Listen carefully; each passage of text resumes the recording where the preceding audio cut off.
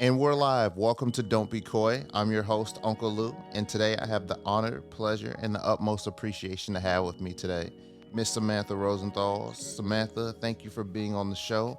How are you doing this morning? I'm doing really well. Thanks so much for having me. Of course, no problem. How's your previous week been going? Any takeaways? You know what? It's been great, and it feels like life is good again after a couple years of real struggle. Mm.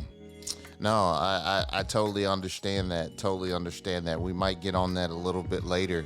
Um, if you don't mind, can you tell us a little bit about yourself for the people at home? Sure. My name is Samantha Rosenthal, and I'm currently an associate professor at Johnson and Wales University in Providence, Rhode Island. I'm also an adjunct associate professor at Brown University in the School of Public Health, which is actually where I've trained for many years at Brown. I got a master's in public health there, as well as my PhD in epidemiology. Um, Before that, I was actually a chemical engineer and biomedical engineer trained at Carnegie Mellon University in Pittsburgh. So I've hopped around quite a bit, but I'm originally from Northern Virginia, just outside of Washington, D.C. And honestly, today I do a lot of teaching to undergraduates and graduate students. I do a lot of research on social issues and the health and well-being of young adults in particular. And honestly, I feel like I'm living the dream. Yeah. No, that makes a lot of sense, and that's kind of what I want to talk about today, as far as like living your dream and like how you went about to get to this place, and like some of the, as you mentioned earlier, like not necessarily trials and tribulations, but just the path to get to that point, and like how you balanced it all to get to this perspective where you really feel like you're living the dream. So, I think what's really interesting is that you've had this really impressive like academic repertoire, whether it's Carnegie Mellon and then getting 2 degrees at Brown. Like, how did that journey start off with you deciding to go off to Carnegie Mellon? Well, I'm gonna be really honest with you. I was a good student. It was a one part of my life that I felt really confident about and good about myself in. And I knew I was good at math and science. And I really didn't even know what engineering was, but I knew that's kind of what you're expected to do if you're good at math and science. That was this like ideal, you know, vision that I heard. It was like a buzzword. So I wanted to do it just because I was proud of my work in school and I knew it was something that was impressive. And I was always just trying to do the best in that realm. But I really had no idea what I was signing up for, if I can be honest with you. Um, and it was actually a really challenging time in my life. I had some real struggles in high school. I actually got kicked out of the whole county of public schools, and when I applied to college, I wasn't enrolled in a high school, so it was tricky. I wasn't sure if I was going to get to college after all my hard work. And when Carnegie Mellon accepted me, I ended up just super grateful that a top tier school would still want me after kind of a lot of my struggles that I had. Um, so I went there to do engineering, and in my mind, I thought chemical engineering was a good way for me to get into like health and wellness. I was thinking around like vaccine development, pharmaceutical development. But when I got there, that wasn't the case. It was like, honestly, it was like big oil, paint, like synthetic paint materials, big oil, like chemical weapons, this whole other realm Mm. that was not a part of my vision, not a part of the impact I wanted to have. And that's why I ended up picking up the biomedical engineering. I was never someone who was going to drop something, so I wasn't going to quit the chemical engineering, but I'm always someone who's going to pick up another thing. So I added the biomedical engineering, and that was kind of where I found more meaning, Yeah. because it was medical devices, artificial organs, like rehabilitation engineering. We did surgery for engineers, so that kind of felt like my bread and butter for my engineering degree. Yeah. No, that makes a lot of sense. And so I guess like when you I guess you could say, decided that you want to do this mission driven type of work, or found the passion that you wanted to have for the impact that you wanted to leave into this world, like what kind of made that pivot from engineering to getting your master's in public health and going into epidemiology? Yeah, good question. So I didn't even know the term epidemiology until my last year of undergrad. Never heard it, didn't know the word. I took one elective that was like epidemic disease and public health. And I really enjoyed it. I enjoyed learning about it, understanding this whole realm that I didn't know about. But I stuck with my engineering, and I went to work for a big like Fortune 50 company, actually on beauty products, which for anyone who knows me is not the best fit for who I am. Because I'm not a consumer of beauty products myself. Um, but I did that work a bit, and quite frankly, the job, I'm not gonna lie, that job was fun. I had a good time. I had a nice paycheck. I had good benefits, but I was like 22 years old, Mm, and I went to work and I was having fun, but it didn't feel meaningful. yeah. And I remembered thinking, like, this is a good job for, someone in middle age with a family who like finds all their meaning from their family and their home life. And they just have a nice cushy job that like feels good, but it's not where they get their meaning from. And I thought this just isn't right for me. Someone who's so kind of mission driven. I'm mission driven in what I do because I care about my impact that I make. And Hmm. so I knew immediately that wasn't my long term goal. And because I really, really enjoyed that course in my senior year, I applied for Masters of Public Health programs at a few different institutions, top tier institutions, and I got in, and I made the choice to go to Brown and make that switch, even though I knew it would be a pay cut. It would be less cozy. I even had to take out more loans, so it was an intentional decision that came with a lot of risk. Um, but in my gut, it felt right. It felt like the role that I was meant to kind of have in the world, to be honest. Yeah. No, that makes a lot of sense. And like now, like as you mentioned earlier, you wear various different hats. Like you're a professor, you're a researcher, and you're like also this kind of advocator as well when it comes to like social issues and things of that nature. Like what I guess you could say kind of started this kind of passion towards becoming like a professor and like doing like the research and actively engaged and working with the state legislature and things of that nature. So much of it are just happy accidents, to Mm, tell you the truth. Like, um, what's always been true is at my core, my strong desire to leave the world better than I found it, to improve the lives of as many people as I can, but especially the people who are the most marginalized and disadvantaged. And to me, that's the common theme through all these different things. And I never intended to be a professor. I actually applied to medical school at the same time that I applied to PhD program, and I got into like three different medical schools um, because I thought, medicine's a good way to help people improve their lives. But then, there are financial concerns. There's a different level of time commitment, and I realized, like, as an epidemiologist, you really focus on population health. And quite frankly, you have a bigger impact. I don't want to offend any physicians out there, but the truth is, instead of making that impact on that one-on-one, in the office, in the exam room, whatever it may be, mm-hmm. I get to impact kind of like grassroots movements, social justice movements, conduct research that can inform policy, get in front of legislators, inform them to, vote in the way that's going to support the populations that need that support. And I think like I just kept saying yes. I kept saying yes to every opportunity that came my way that fit with kind of my mission. Um, and I became passionate. And the more years that have gone by, the more and more passionate I get about social justice, about making sure that my impact, is the kind that I want to have and that I want to be really intentional about it. And so what I've realized is I'm thrilled I didn't go into medicine. I mean, because COVID I wouldn't have made it. Quite honestly, I have so much empathy and compassion for my healthcare colleagues, who are really in the trenches with it. But I'm able to make that one-on-one contribution through mentoring, Mm. through working with individual students with all different backgrounds, so many who have never had anyone in their family go to college before, just don't, haven't had like the parental support, the family support, have to work one or two jobs to even put themselves through school. And I feel like I have such a big impact on an individual level that way that I thought I would miss out completely of by not going to medical school.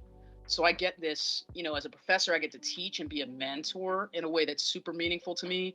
But then I also get to work on this research that, um, can really inform big, big picture things like how do we address climate change, to improve health, and how do we keep our kids safe from the harms of social media, and how do we, I did some research on projecting some of the, you know negative consequences in particular that might happen if Roe versus Wade is overturned. So I really get to play a role in so many different issues and in individuals' lives, and I really just find it incredibly rewarding, and I'm so glad that, in addition to, like, making my to-do list and my priority list and all that, that I followed my gut, that I Yeah. found my wish and I heard that internal voice. Yeah. No, that's really beautiful. And I hear the passion in your voice when you talk about your research. And I kind of want to dissect that a little bit. Like I hear, you know, like I was mentioning earlier, that passion when it comes to your research. And like just because I know you personally, like I know the passion that you have towards like your family as well. And so I'm curious as far as like I guess I want to put that to the side a little bit and talk about that a little later, but like I'm curious to learn a little bit more about your research and like how you started building like the questions that you begin to like research and answer and like the support that you provide to like legislatures. I guess like the question is what do you mind talking a little bit around like your research niche? Sure. So, when I went through my PhD, there were a lot of kind of like old school professors at an Ivy League institution who felt that, in academia and in research, you get an area of expertise, right? And then you live in that space. Hmm. And I get it. I understand why. But I also think like the world is so complex and interconnected. Um, and I like to have, my hands in everything. So I always push back against, that I just need to live in one space in terms of research, because at the end of the day, I'm a methodologist, right? So somebody comes to me with a research question, no matter what it's about. I can help develop a study design, do the kind of the analytics side. So I'm really grateful that my skill set translates, because I did my dissertation around kind of some of the harms of Facebook, on young adults, especially around kind of just having negative experiences, some of the feelings, psychological feelings that come up when you're kind of seeing other people, how great their lives are, what that means, how that impacts a young mind, a young person's health and well-being. And I'm still doing that work today. I have a federal grant funded through the National Institute of Health right now, looking at the ways in which college students are using their smartphones, a big part of which is social media, and the risk of developing depressive symptoms. So I focus on that area, and I've stuck with that area, but I have not, turned away other areas of research. I Hmm. still say yes to as many things as I possibly can. So a way in which I do that is finding really great colleagues who are expertise in other areas who I can work with, but also really great students. Honestly, I have the privilege of working with just impressive students who are passionate and intellectually curious. And, if they're passionate about, um, you know, abortion rights, and they want to do a health impact assessment to see like what in the state of Rhode Island, where I am, what how many women do we expect would suffer from domestic violence? How many children do we expect would suffer from child abuse? How many additional people would need financial assistance? All these, how many people would have mental health problems if we all of a sudden turned over Roe versus Wade? So like I get involved in these really meaningful projects like that. That's an example. And that actually was put in front of legislators and presented as evidence when they codified Roe versus Wade in this state, so that even if there's a federal change in that policy, that the policy is still protected in the state of Rhode Island. Hmm. So I mean, that wasn't like, so it's something I care about. It's not my, that's like not my primary area, but I support it, you know. And I just started doing more research around the health and well-being and discrimination related to sexual and gender minorities, which is something that's particularly meaningful to me. But I just let my soul guide me. Yeah. You know, if things mean something to me, I wanna step in and help out. If I get to mentor a student or a colleague and as a part of the process, it's just a bonus. Yeah. But I'm not gonna get stuck in a box. You know, I'm gonna do anything and everything that comes my way where I feel that I can make the world better, or I have a shot at it. Yeah, no, that's a real beautiful thing. I think the way that I'm hearing that is like, a lot of, I guess you could say, like, traditionally people have used, I guess you could say, like, their degrees as tools in the sense to say, like, this is kind of like my sandbox and this is how I play in my sandbox. Like, I do this specific type of research and I don't necessarily go on to the bounds of it. But like for you as an individual, like you've always been like this curious individual that says like, hey, if I set my mind to something, I'm going to stick it. But if I find something else that finds interest to me, as you mentioned beforehand, with like the engineering and adding the microbiology into that, like that was just an addition that you found to be interesting. So it just added to the person that you are. So like this tool of your PhD and being an epidemiologist, like your research isn't just confined to the bounds of what you did your dissertation on. It's whatever, as you as a human being, as like an organic being that exists and finds interest in various different things, like it expands to those things as well. And I think that it's really interesting.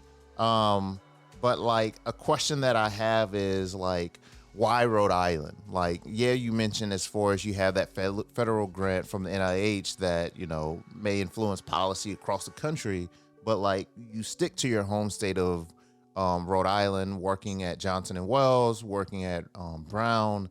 Like, why did you decide to make that your particular home base compared to like anywhere else in the country? That's a great question. I had never been to Rhode Island and didn't know much about it until I decided to make the move to Brown for my master's degree. And honestly, I knew of Brown, right, as this famous institution. I don't think I even knew it was in a place called Rhode Island, to be honest with you. So I just discovered the state coming here for school. And then after 2 years of a master's, instead of medical school, I decided to stick around for the PhD, which was another 4 years. So I had been here 6 years. And during my PhD, I was able to get, the difference between medical school and a PhD is instead of paying about a house worth of, tuition or more and taking out student loans for medical school, I actually got paid a salary, probably below poverty, but it still got paid a salary. And I was able to save up and actually buy my first house during my PhD. So I ended up, finishing my PhD. I had been in Rhode Island for 6 years and I owned a house. And, I met my partner, and my two stepkids, and I kind of created a family and a home. And Brown also gave me this incredible network of not just like colleagues, but students and peers. And it's an environment where I felt very welcomed. I saw people like me for the first time really excelling. And I got to tell you, as an engineering student, I never had one female professor in 4 years. I didn't even have a female professor, let alone like a gay female professor. But by the time I came to Brown, there's such a diverse population there, and it's such a welcoming community. So I really started to feel, like this was my home away from home. And the people and even the institution, honestly, just made me feel like I was a part of. Mm-hmm. And that's really powerful. And I learned to, I mean, I honestly didn't like Rhode Island when I first got here, but the more I stuck around, the more I saw what it had to offer. And being the smallest state in the country, there are tremendous benefits from a professional standpoint because, I mean, I know all the key players in kind of in public health and epidemiology, even in education, because I've been here long enough and it's so interconnected. And quite frankly, I bet it's a lot easier to make real life change here because of how small it is and connected that it is in a way that it's got to be so much harder in other states where one county or even a city is bigger than the whole state of Rhode Island. So there are tremendous benefits that way, and I sure don't mind that I can go hike through the woods with a quick drive. I can go to a beach in a quick drive. You still get the fall season. So there are so many reasons, but pretty soon I will have lived here longer than anywhere else. So I'm a lifer now. It seems like. Yeah. No, that makes a lot of sense. And so, like, you touched on one thing that, like, I really wanted to touch on, like, earlier, as far as picking that up, talking about family. Like, you talked about your partner and your two stepkids. I know that you also have a son as well. Like, what does that balance look like? Because I know just the type of person that you are, like, you give more than 110% with everything that you do. And, like, listening to all of the work that you do with, um, on the research side and being a professor and mentoring students and things of that nature, I know that you try to give that same amount of energy towards, like, your home life as well. And so I'm curious around what that balance looks like for you and how do you best try to manage it? Well, I want to be totally honest. It's a constant effort. It's a constant effort. The balance is so hard. I, you know, I thought getting a double major engineering degree was really hard. And then when I got a PhD at a Ivy League institution, I thought, this is probably the hardest thing I'm ever going to do. And quite frankly, it was a lot of just naivety because um, having my own child has been by far the hardest job that I've ever had. Mm, And I'd get 5 more PhDs, to be honest with you. I mean, it's no comparison. And I want to make sure that I give my family, the best of me, and that I don't use up the best I have to offer at work and mentoring other students and participating in research. And it's really hard. That 22-year-old version of myself who thought this would be a nice cozy job for someone with a family who doesn't need to get meaning out of work was wrong, because I'm just the kind of person where, like, I need to be getting meaning out of my work. And I have a full house, family at home. I have to, help take care of the household, caretake for family. Um, but I can't go to work and find no meaning in it. And so then I mm, really do have to balance it. Um, and I've got to tell you, it's a constant struggle. But the most important thing is having a support network. mhm. I just I feel for people that don't have a support network because we need it. When people say it takes a village, um, it's not just a saying. It really means it. And my family of origin does not live around here, so I don't have a lot of just like built-in support. So having um, you know, your family chip in, making sure that um, family understands we all support each other and we're caretakers for one another as life requires, but also finding friends and you kind of like make your own family and people who inspire you and want to be supportive of one another is life changing. And I don't know how I could balance everything if I didn't find people who were just like genuine caring people who wanted to be a part of my network. So I feel really blessed in that because I quite frankly I think about single moms out there or even single dads who struggle and who maybe just don't have the support. And I honestly can't put myself in their shoes because I just know what a struggle it is when I have a privilege and a lot of support. um but honestly, trying to carve out time that's just for my family, put my phone down, turn off my work computer, and try to give every ounce of my brain to them for periods of time is so critical, because if I'm not intentional about it, I will be thinking about my work all the Mm. time. And that's just the way my brain goes. So really, like, carving out the time, carving out the space, and reminding myself about what's truly important, because I want to make an impact, a positive impact on the world. But my values are also that my family is first and foremost. You know. Yeah, no, that makes a lot of sense. And so like I hear a lot of this kind of pursuit of excellence, that this theme that's going on like when it comes to not only like your work, also with your family.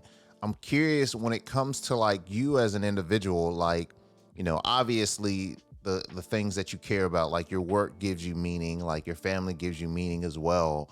Like what, I guess you could say, what do you do as far as just like when it comes to like your core, to help support the the energy that you give to give your best when it comes to work, or give your best to when it comes to your family?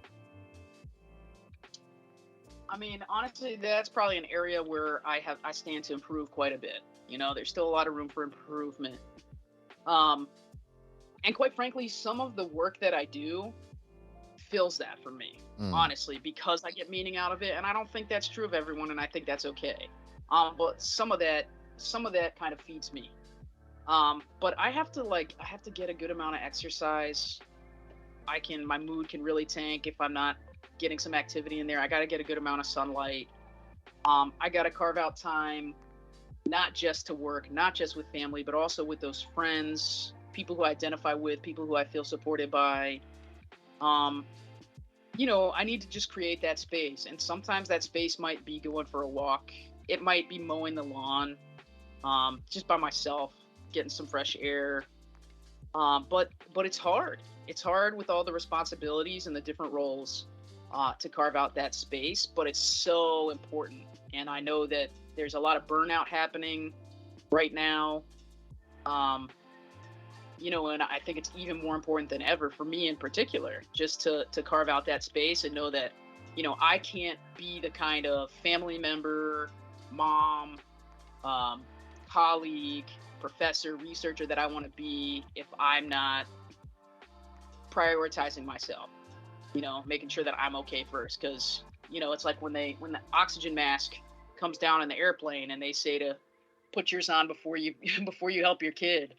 Um, that's what life has to be, right? Like, I can't my 4-year-old son, I can't show him how to be a healthy, well-adjusted person if I am not that myself. mm. It's really hard to teach and demonstrate something if you don't have it. And so it's even more important that I prioritize that, to just be the best that I can be. Yeah, no, that makes a lot of sense. And so like you, as you mentioned beforehand, like your 4-year-old son, and trying to demonstrate like to be that best person, like is that something that you like consciously think about? Like you, what you mentioned beforehand, like carving out like the time and things of that nature. Is that something that you like practice like with a journal or a notebook, or like how do you go about making sure that you're actively giving yourself the right kind of balance for your day? I know you mentioned like going and cutting out the grass and all those kind of things, but like is it kind of like a journal that you have, or like a calendar that you use, or something of that nature? So I mean, I'm a very data driven person. I can tell you've got me figured out just with the questions you're asking. I do try to keep track as much as possible. Like, I try to keep track of how much water I'm drinking in a day to make sure that I'm staying hydrated. I try to keep track, make sure I'm eating enough healthy food and nutrients, make sure I'm getting enough steps in. And I fall short all the time. But honestly, just tracking it for me is like the first step at self care, because at least I have an awareness of, like, Mm, oh, you know what, today I didn't meet exactly the goal that I want to here. I'll put a little more extra effort in tomorrow. I've started exploring some of those, like, mindfulness apps, and I've been thinking about, meditation. I've heard so many good things recently around, like, mindfulness, and so honestly, I'm exploring. But I got to say, my 4-year-old is incredibly helpful at helping me be reflective around where I'm at. I know I've had a really long day, or I need to take a break and prioritize myself. If my 4-year-old says, like, "Mommy, how come you're talking mean to me?" Mm, It really stops you in your tracks. Really stops you in your tracks. Like, oh wow, like the 4-year-old kind of untainted, just hearing my tone change. So I've got to say, there's a lot of reflection that comes through that, and just trying to stay aware of the space that I'm in, my mood when I'm feeling a little too overwhelmed. Um, so much of it can't be planned. So much of it I can't write down in a notebook and I can't plan out. It's like this constant awareness and mindfulness that's so hard to achieve, that's really needed to make sure that I can take a step back. I might have to say to my 4-year-old, like, mommy just needs a break. Mommy's going to take a 5-minute break. And I think that's being okay with that, being accepting of that, knowing that I'm only human and I can't do everything and I can't do everything perfectly. Um, and that even showing that it's a struggle is going to be good for the people I mentor and for my kids. Because we all need to know that we have the space to create boundaries, to prioritize ourselves and take that space, even when it's hard, even if it creates bad feelings for someone, because that's just what's needed. So honestly, it's a constant work in progress, and trying to stay really aware. And I fall short, and I'm okay with that, because I wake up every day trying to start again and do my best. yeah. You know, while you were kind of talking there, something dawned on me that was really beautiful as far as just like your son saying to you, like, why are you talking mean to me? Like, there's a awareness there that is like, one, the child is like genuinely inquisitive about like asking like, hey, why are you talking to me like that? But Yeah. also at the same time, it's kind of like a pulse check at the same time to make sure like, hey, are you okay? And like, I think that as you talked earlier around like Rhode Island being a home away from home and the importance of having a support network, like when it comes to that aspect around building community, like you obviously chose your partner, like obviously you're raising your child the way that like you seem to feel best. You chose your friends that you feel like are people that you can identify with, or people that can support you in like your life endeavors. And even like with the people that you decide to work with and like mentor, it builds this kind of community in the sense of that, hopefully fills your cup. And it sounds like the way that um, you've gone about this is like the people that you've chosen, they do intentionally fill your cup.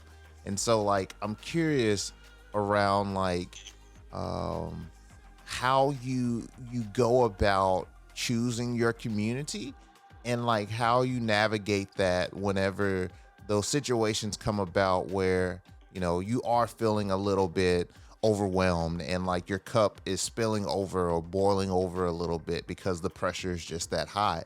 How do you leverage the different aspects of your community, whether it's at home, work, wherever, to help you, I guess you could say, settle back down and go back down to a simmer? That's a great question. I think community is the answer. I think, like, for me, especially at this stage of my life and after the disruption of the pandemic, community's never been more important. And I have a greater awareness of what it means after feeling kind of isolated for a while. Mm-hmm. Um, just taking some time out to have like one social event with people who inspire me, make me feel good, make me laugh. I know care about me and I care about them. Like, just taking the time for that is like healing, and freeing, and it gives me a break. And I put my phone away, and I dedicate the time just to finding joy. And I try to do that in every realm of my life. Um, when I'm doing research, I'm not just, it's not a business relationship. It's just the truth. I identify students, um, with interest, and we cultivate community. We create a team. It's not just about what projects folks are doing and meeting a deadline. It's like we support each other. Someone's sick, our team puts together like a, you know, some soup and drops it off. Someone's got a parent with cancer in the hospital. We're, getting a thank you cards and seeing if there's anything we can do. Some students who didn't have transportation and had trouble getting groceries. Like we pick them up, we take them to the store. And knowing that I'm a part of supporting people and I'm part of a community where people support each other, I just think I think there's nothing better than that. And I'm so grateful that, I'm surrounded by so many people, just like really good-hearted people Yeah. who who need the mentorship and support but are so giving of it as well. Mm-hmm. And I think for me that's like my breath of fresh air. Like that's life-saving for me, is having a community. And that's whether it's my students, whether it's my colleagues, whether it's my friends, my family, but like these communities of care, communities where you can trust people, communities where if like you woke up one day and you couldn't move, you couldn't get out of bed, who knows why, that people would step up. It's just so critical.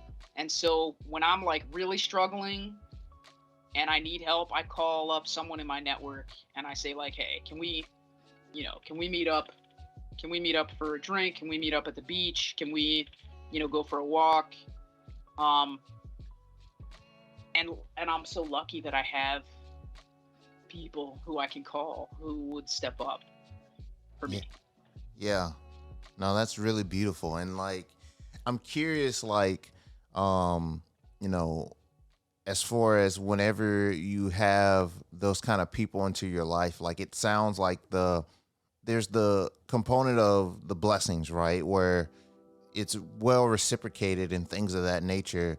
But then there's the also to play, I guess you could say, devil's advocate on this, the people that just really take away, right? Like you pour so much into their cup, or you're very open with them and like I guess you could say kind and things of that nature. And sometimes people take that for granted and like, or they take your kindness and run with it. I wonder like how do you balance that, because it's not always the rose colored glasses. And not to say necessarily that like you have any negative people in your life or anything of that nature. I know you know how to differentiate them, but I'm curious if you're willing to share like how you identify those people and like how you um, not necessarily keep them out of your life, but keep them at a safe distance. Because I think that you can learn from almost anyone.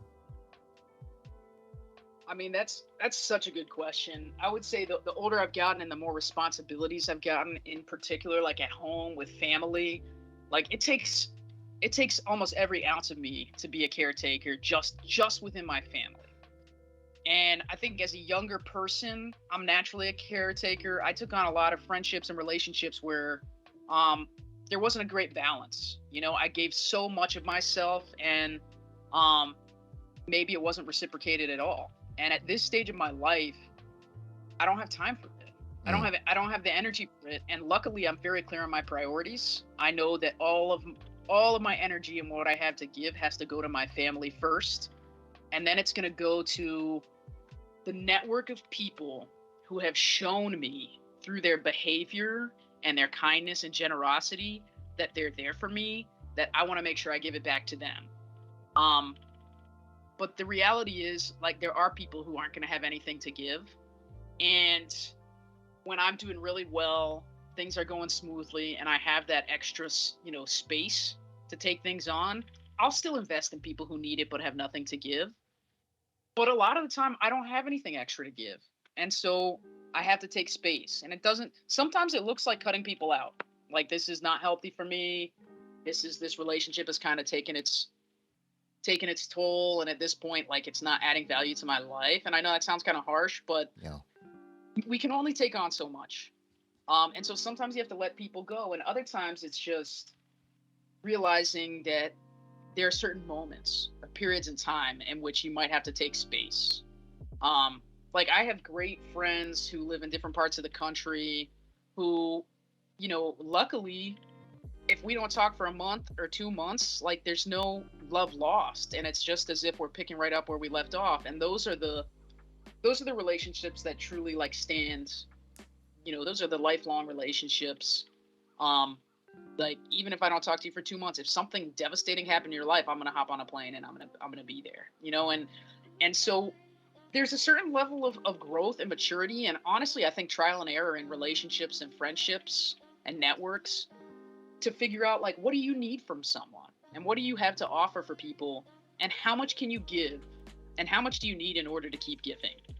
And I think you need to like get to know yourself and what works for you and what's healthy for you, and then create those boundaries. And someone might be the greatest person to support you, and vice versa for a period of time, and then it might end. It might not add value to your life anymore, and that's okay. That's what life is. There are very few relationships that are intended to last your whole life. um and just because the relationship ends or you have to let it go doesn't mean it has no value. It doesn't mean it didn't change who you are, bring you joy, bring you meaning for the period of time that you had it. And so I think I've learned, painfully through painful relationship dynamics over time, over my young adult life, um, that these things are just okay, and that we have to make decisions about relationships, and we can't give every ounce of who we are to every person who comes through the door, because we're finite. There's an end to what we can give. We can't just give and give and give. Yeah. No, that makes a lot of sense. I really appreciate, just you sharing your whole perspective on this. Like it's really felt like one of our old conversations. I remember just like back in the day and just us chilling and things of that nature, and like just being able to just talk about life. And like I really want to just thank you for being on the show today and sharing your perspective. Um, before you go, or before I let you go, there are a few lightning questions that I like to do on every episode. I want to run through those, and then I'll let you get back to the rest of your day. How does that sound? Sounds good to me. All right. So, what is your favorite relaxation or self care activity? Oh, don't make fun of me, but it really is mowing the lawn. I love it. I Well, love it. It's peaceful. I get a break from people, out in the nature, and getting some vitamin D from the sun. yeah, no, that's beautiful. I'm sure like your yard looks beautiful at this point. Like it's been a few years, so I'm sure it looks amazing. What is your best book recommendation? Ooh. Honestly, this past winter break, I read about 3 or 4 of Bell Hook's books. I wasn't too familiar with her work, but she passed away, and I saw more about her and more about her work, and I picked up her books. And there's one in particular about um, cultivating community. Mm. And I mean, since I read it this winter, I've carried it with me, and I've really used it to change my approach to my life and my work. So I can't advocate her work enough. What's the name of the book about cultivating community, or what's the author's name again? I want to look into this. Bell Hooks. Okay. Bell Hooks is the author, and she's just created these seminal works, and she was in academia, um, and just has a lot of really influential work. So whether you're in academia or something else, it's definitely worth checking out because it's like life perspective. Mm. Uh, I think Teaching to Transgress is probably her most famous work. Um, but there's just you can't go wrong. Okay. I'll check. Anything out there by I'll definitely check it out. And one person you want to thank for your journey thus far. one person is that's a tough one. Um, honestly, I just want to thank Zeke, who is my 4-year-old, because he's changed my life, and in ways that I never could have imagined.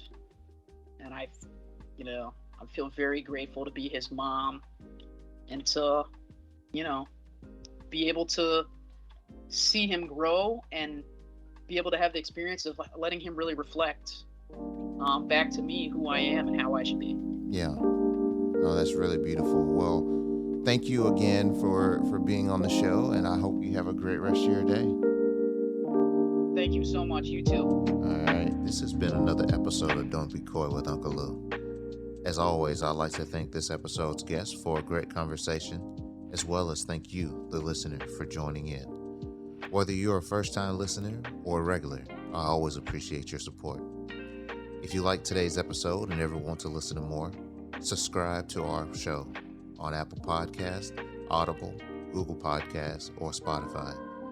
And to join our community and access future bonus content, be sure to visit dbkpodcast.com.